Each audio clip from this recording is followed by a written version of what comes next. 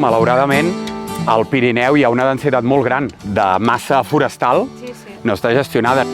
Tenim mentalment que el bosc és l'espai aquell amb arbres, però el bosc, tal com l'entenem tradicionalment d'arbres, no té sentit sense prats alpins, sense zones de pastura, i el que nosaltres fem és gestionar tots aquests espais.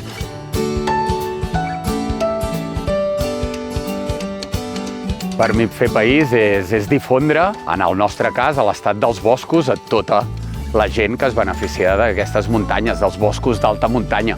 És allò d'on dia però estem talant arbres i això, no, treure arbres afavoreix i fas que els arbres del voltant del castret creixin més i puguin fixar més CO2.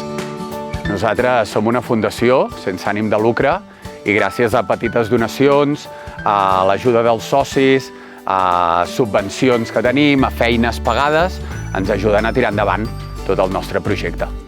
I hi ha gent treballant, no? Sí. Els podem veure? Sí, i tant. Els podem anar a veure.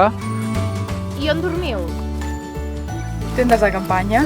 Sí, però et sents molt cuidat, Jo des d'ahir que em sento com si estigués a casa. Fent País col·labora amb Projecte Boscos. Per cada capsa venuda ens dona una donació en el projecte Boscos de Muntanya que ens ajuda a tirar endavant.